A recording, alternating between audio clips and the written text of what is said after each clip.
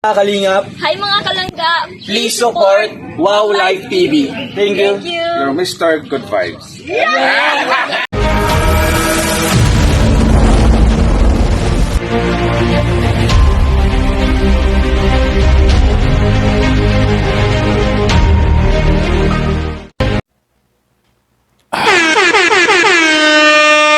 Shoutout sa lahat guys, magandang araw po sa inyo.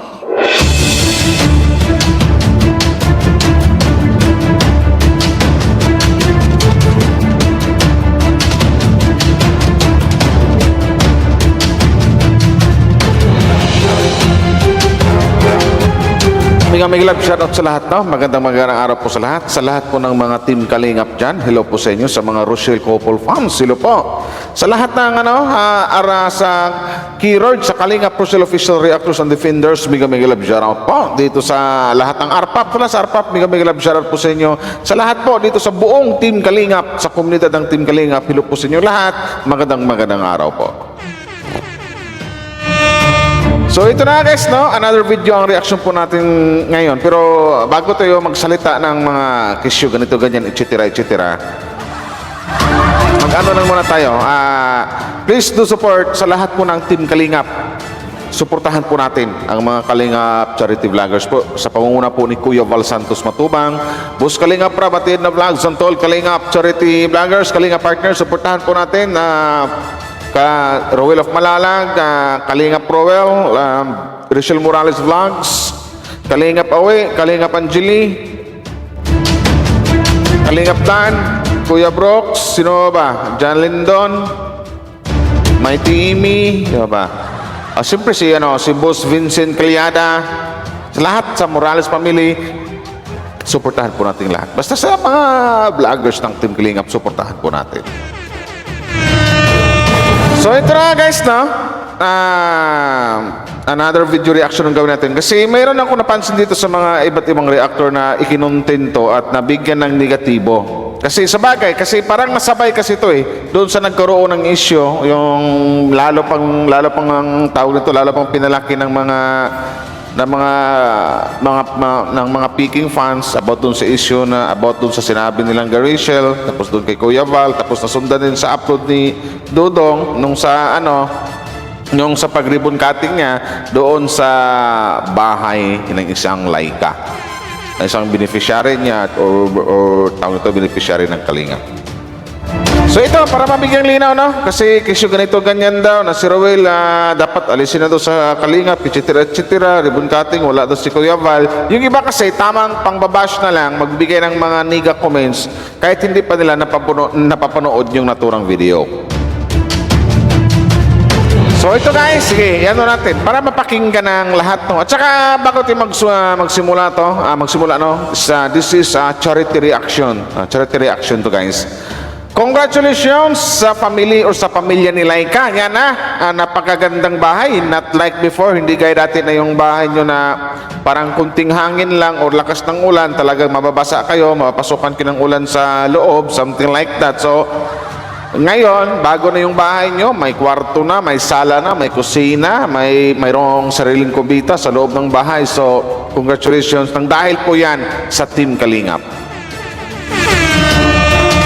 So, yun congrats Laika. Pang ilan na ba itong pabahay ng Team Kalingap ni Kuya Val? Pero bago ang lahat yan, sige, pakinggan muna natin ito, no? Para mawala na yung mga, kasi may mga fans kasi na makikita ng utak. Yung iba kasi, nakadepende lang sila doon sa kung anong ginawa na thumbnail ng isang content creator or ng uploader.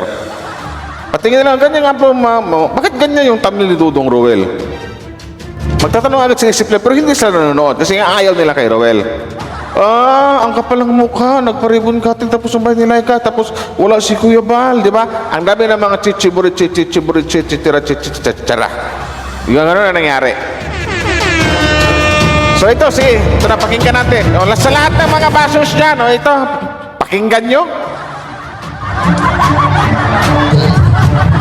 Congratulations to Kalingap. Ayan, Rowell of Malalag sa kanyang mensahe. Thank you po kay Kuya Alex. So unang-una sa lahat po, gusto ko lang po ng pasalamatan si Lord, no? Dahil sa magandang panahon ngayon na binigay sa atin para magtipon-tipon tayo ngayon dito sa isang special day po para kay Pero bago ang lahat dong, no? Ganyang buhok dong, ganyang style ng buhok dong. Yan ang bagay si dong. Oh.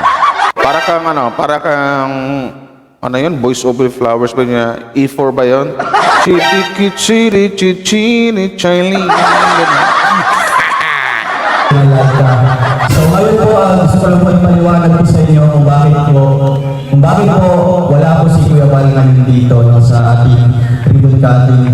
So sila po ay nasa Gumaka landing pad at meron po silang turnover po ng mga babae doon. So it means meron din po mga Pakinggan nyo ulit, ha? Pakinggan nyo ulit. sa ating ribbon cutting. So sila po ay nasa Gumaka landing pad at meron Sa mga panahon na yan, sa araw na yan, nasa Gumaka landing pad ang isang Kuya Val Santos Matubang. Ganyan.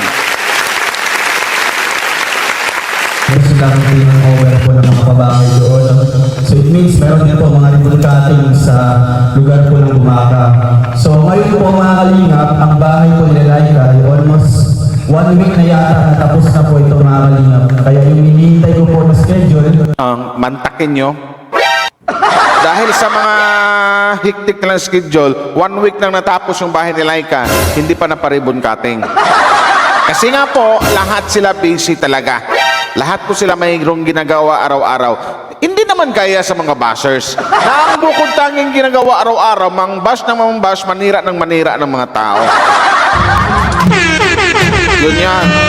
Okay. kung kailan po maging free po si Kuya Val para itong over na O ito ha, kung kailan magiging free ang isang Kuya Val. Ulitin natin, pakinggan nyo!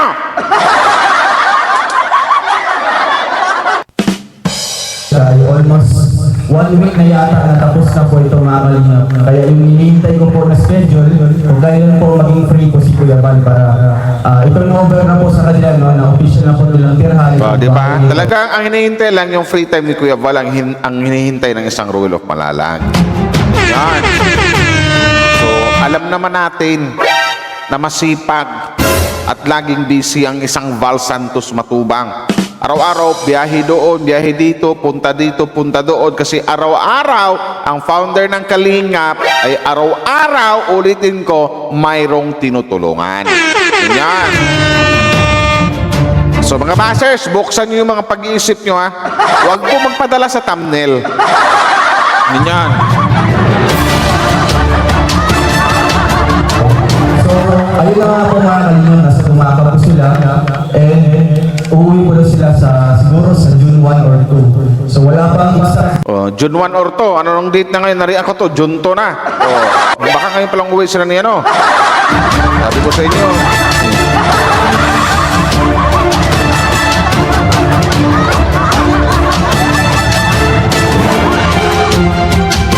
kaya po sila uuwi. Tapos yung plano dito mga kalingap kasi uuwi kami ng Malala, no? This coming June 2. June 2 din. June 2 ngayon. Ngayon na ba pauwi sila ni Dudong Roel? Nagbiyahe na ba sila, guys? Maging bakit kami yan, siyempre kailangan din namin na babiyahe pa papunta na Maynila. So medyo alanganin po, no? Medyo kulang na po sa araw o oras kung hindi pa po natin na-ribbon cutting. No? So ngayon po, nag-chat po kay Kuya Val, nagpaliwanag po ako na ganito, may lakad pa kami at isa pa. Yun na nga. Kasi ito namang si Dudong Roel kasi, ano to eh, hindi naman kasi yung mga bashers kasi, itong si Dudong Roel, may respetong tao kasi to. Hindi naman yung kagaya sa inyo mga tandang. O dyan sa mga kitid na isip. Ulitin ko, charity reaction to, pero pinapahagingan ko yung mga nang babash dito kay Dudong Roel. Tingnan ha?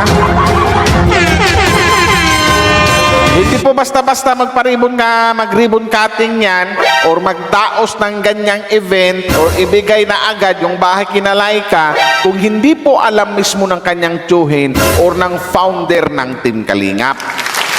Malamang na malamang, nag-uusap na yung dalawa or nagpapaalam siya. Yun yan. So alam naman natin na that time busy talaga ang isang Kuya Val Santos Matubang kasi at that time nga, nasa Gumaka sila. Araw-araw kasi tumutulong si Kuya Val. Araw-araw nagbibiyahe yan.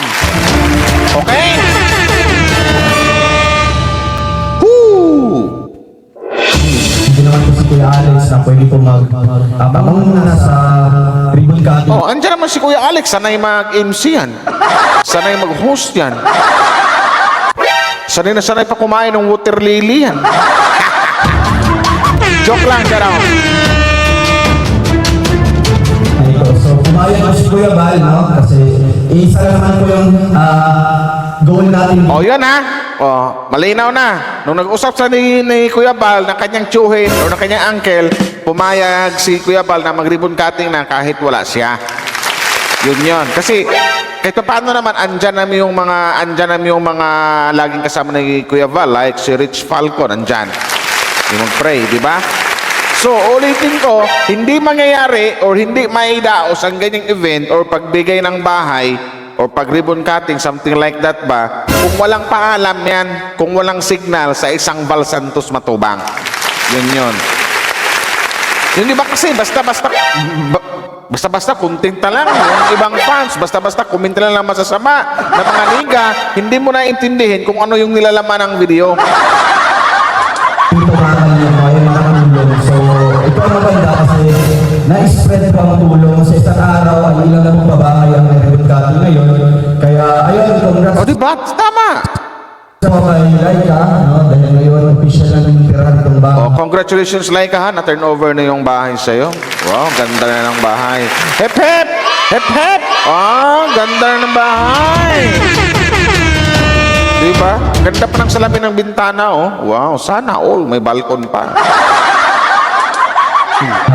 At ang naman si Kuya Rich Falcon na mag-blessing po. Oh, diba? Andiyan naman yung laging kasama ni Kuya Bal na si Rich Falcon na mag-blessing sa bahay. Oh, diba? Sinasabi ko sa inyo, one family, one kalingap, one family. Yun yun. So ayun po, sana po maintindihan niyo po yung paliwanag ko po kung bakit wala po si Kuya Val dito. Pero itong babae na ito mga kalingap ay nakaangla or credited po sa Team Kalingap. Kaya po ito po ay... Yes, lahat ng mga pabahay ni Dudong Roel. Totoo, ulitin ko ha. Lahat ng mga pabahay ni Dudong Roel. Wala pa Wait lang. Ano nangyari? Lahat ng mga pabahay ni Roel, Team Kalingap yan. Yun. Credited yan sa Team Kalingap. Na which is ang founder, ang kanyang uncle na si Kuya Val Santos Matubang. Yun yan. Tapos yung plano dito mga kalingap kasi lagi kami ng malalim is coming June muna sa ribbon cutting na ito. So sumayag po siya Kuya Val, no? Kasi isa lang naman yung goal natin dito mga kalingap ay makatulong. So ito ang maganda kasi na-spread po ang tulong sa isang araw ay ilang na pabahay ang ribbon cutting ngayon. Kaya ayun, congrats po kay Laika, no? Dahil ngayon official na ng tirahan ng bahay. At ang ganda ng Kuya Rich Falcon na mag-blessing po sa bahay po ngayon mga kalingap. So ayun po, sana po maintindihan niyo po yung paliwanag ko po kung bakit wala. Ayun na, yung iba kasi Dudong Roel, hindi naintindihan yung paliwanag mo. Paano nga naman maintindihan? Hindi nga sila nanonood sa video mo kasi yung iba galit sa'yo. Bigay lang agad, magbigay lang agad sila ng mga negatibong komento para sa'yo. May masabi lang. O, di ba? Kung nanood kayo sa video ni Dudong, sa upload na yan, o di dapat hindi kayo nagkasala sa Lord doon sa taas. Kung nanonood kayo, di ba? Hindi naman pwedeng gawin ni Ruel agad-agad yan or mag-desisyon agad-agaran ng mga ganyang maidaos yung mga ribbon cutting or itin over yung bahay kay Laika na walang permission sa founder ng Kalingap. Kay Kuya Val Santos Matubang, malamang na malamang, magpaalam talaga ang pamangkin doon sa tsuhin o magpaalam ang isang Ruel of Malalag doon sa kanyang tsuhin. Kasi alam ni Ruel na busy talaga isang Val Santos Matubang. Di ba? Ganon lang yun.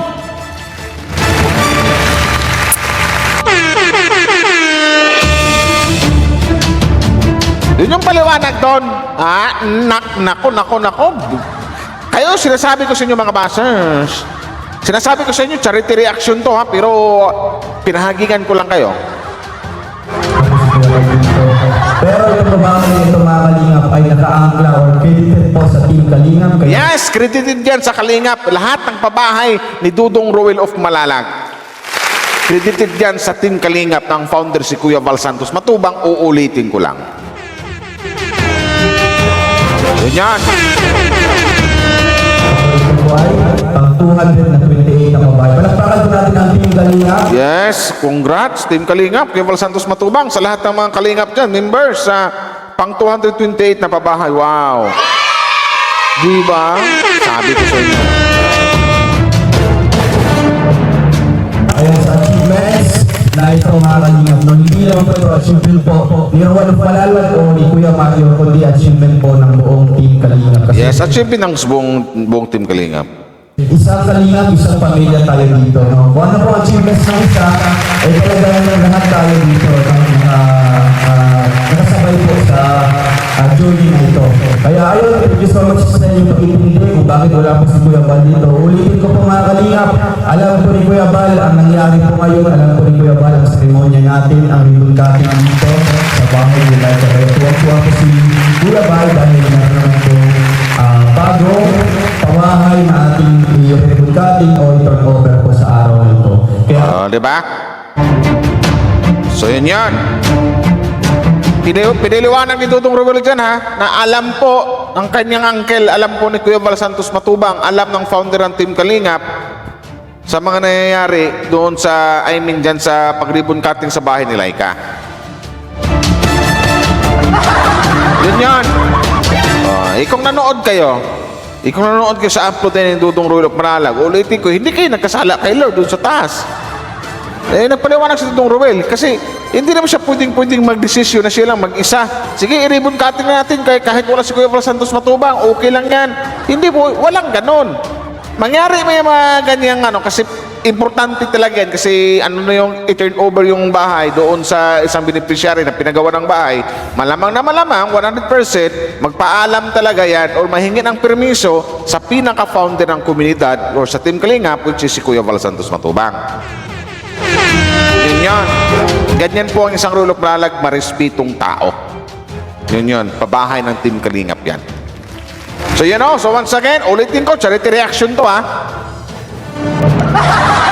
Once again, Laika, sa pamilya ni Laika, sa asawa mo, sa anak mo, congratulations sa inyo. At saka, congrats din sa at saka magpasalamat sa may-ari ng lupa na yan na sa may-ari sa bahay ni Laika kasi pumayag na peterika ng bahay. So, yun. Ulitin ko, charity reaction to. Ngayon, alam nyo na mga bashers, kung ako sa inyo, mabos-bosan yung kasalanan nyo, manghingi na kayo ng sorry dito kay Dudong Ruel na papang nilang Rachel. And once again, congratulations Dudong Ruel for top 1 tsaka top 3 ang isang Langga Rachel. So, mabuhay po ang lahat, ang buong Team Kalingap. One Kalingap, one family, one Kalingap, one Kalingap, one family. So, shout out po sa lahat. Maraming salamat sa mga nag-like and share. Thank you. Wow Live TV. Maraming salamat sa mga nag-like and share. Thank you very much po. Bye-bye.